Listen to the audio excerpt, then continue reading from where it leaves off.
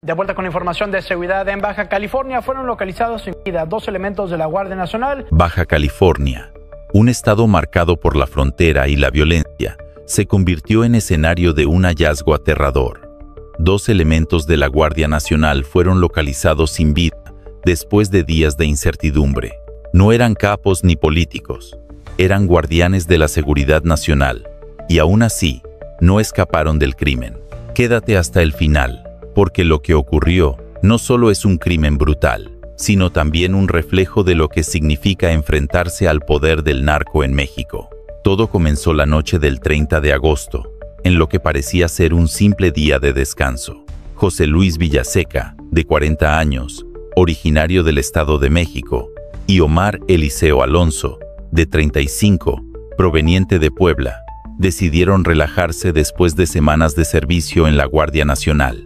Eligieron un bar de la colonia Nido de las Águilas, en Tijuana, un lugar que para muchos era punto de encuentro cotidiano, pero que para ellos terminaría convirtiéndose en la antesala del horror.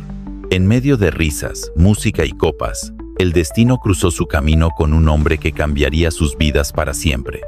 Felipe N., conocido en el bajo mundo con varios alias que ya de por sí infundían miedo: el Felipón, el Pantera o el Perro Negro.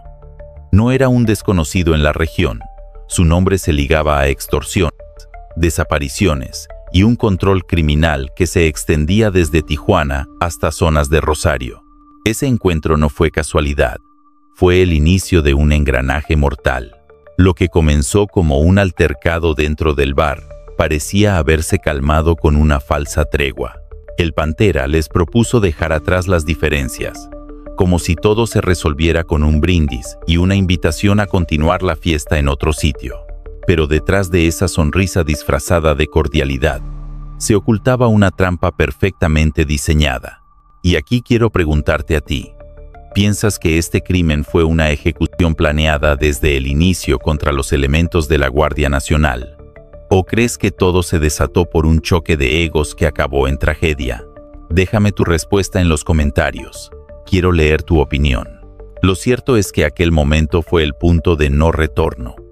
Lo que parecía una noche de descanso se convirtió en el comienzo de la pesadilla que sellaría sus destinos.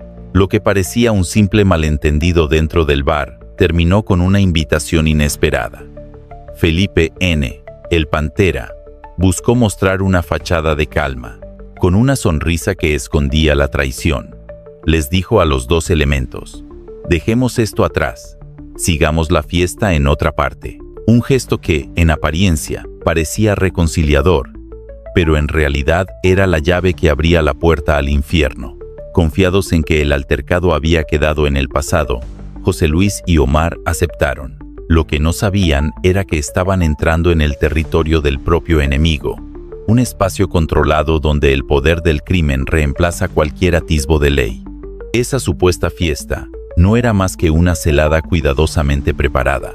En ese domicilio, las reglas cambiaron por completo.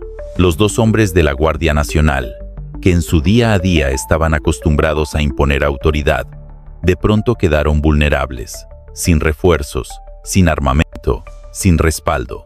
Ahí fueron privados de su libertad, reducidos a la condición más frágil que puede vivir un ser humano: estar a merced de quienes no conocen la compasión. Desde ese instante, el silencio fue absoluto. Los teléfonos dejaron de sonar, los mensajes nunca llegaron, y la incertidumbre comenzó a devorar a sus familias y compañeros. El tiempo se convirtió en un enemigo cruel. Cada hora que pasaba sin noticias era un recordatorio de que algo terrible había sucedido. Ese engaño, disfrazado de cortesía, fue en realidad la trampa mortal que selló su destino. Un camino sin retorno que los condujo directamente hacia la oscuridad de uno de los episodios más dolorosos en la historia reciente de la Guardia Nacional. La búsqueda, que había mantenido en vilo a la Guardia Nacional y a las familias, llegó a un desenlace aterrador. Días después, las autoridades encontraron lo que nadie quería confirmar. En un terreno baldío, a un costado de un arroyo y cerca de un pozo abandonado, yacían los cuerpos de los 2 elementos desaparecidos. El silencio de aquel lugar contrastaba con la violencia que hablaban sus restos. Las primeras impresiones de los peritos fueron devastadoras. Los cuerpos presentaban múltiples golpes, marcas claras de tortura y señales de haber sufrido un suplicio prolongado. Uno de ellos aún tenía alrededor del cuello la cuerda con la que fue asfixiado, una prueba muda del método brutal con el que les arrebataron la vida. No fue un crimen rápido ni silencioso, fue un mensaje cargado de violencia que buscaba demostrar poder, recordando que en Baja California los criminales no dudan en desafiar al Estado.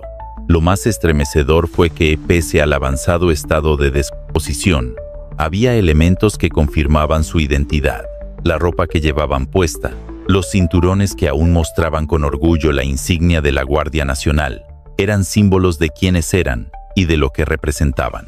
No eran civiles anónimos, eran agentes de la seguridad nacional, convertidos en víctimas de una ejecución cruel.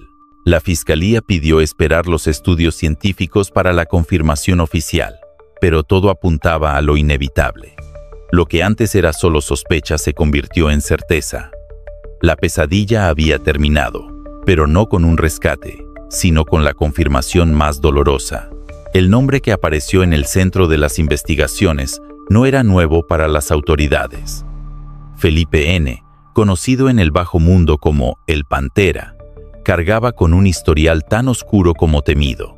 Su figura era sinónimo de extorsiones, desapariciones y un férreo control en distintas zonas de Tijuana y Rosario, territorios que, bajo su mando, se convirtieron en un tablero donde él decidía quién vivía tranquilo y quién no.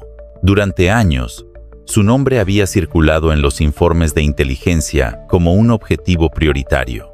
No se trataba de un delincuente común, era un líder que operaba en las sombras, manejando redes de miedo y obediencia.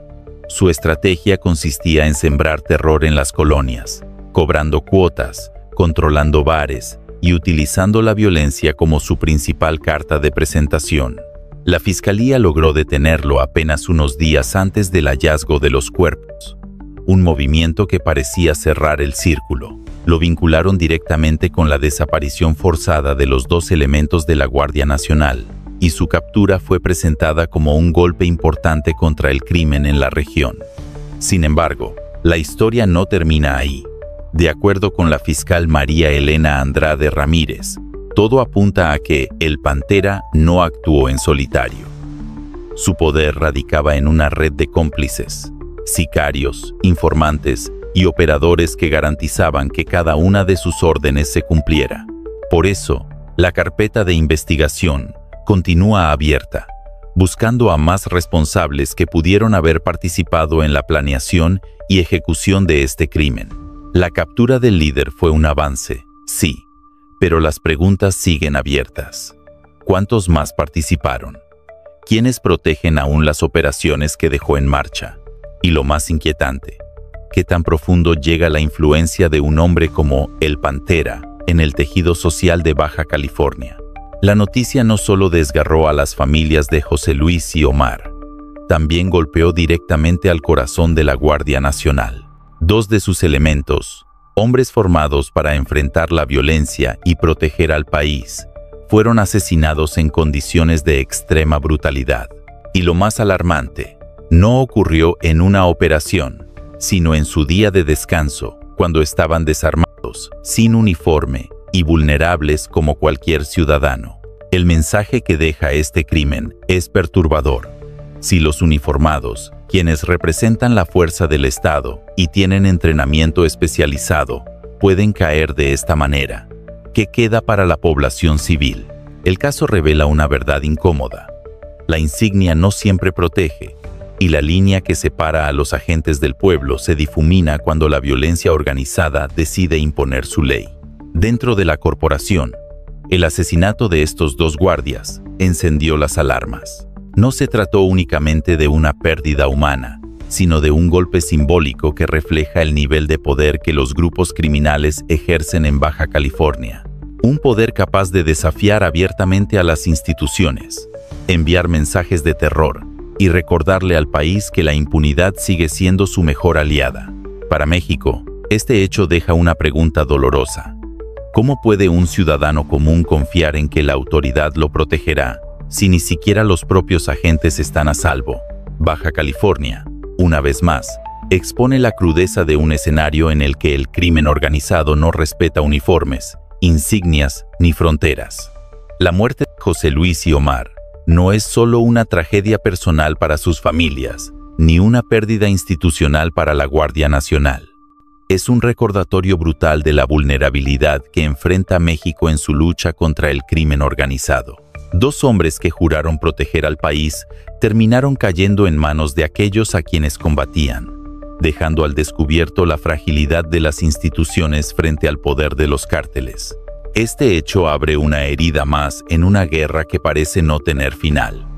La pregunta que queda flotando es inevitable. ¿Hasta dónde llega realmente la protección del Estado? ¿Qué significa vestir un uniforme si ni siquiera ese escudo logra garantizar la vida de quienes lo portan? La línea entre autoridad y víctima se vuelve cada vez más delgada en un país donde la violencia ha aprendido a disfrazarse de normalidad. Antes de irte, no olvides suscribirte, dejar tu like y compartir este video.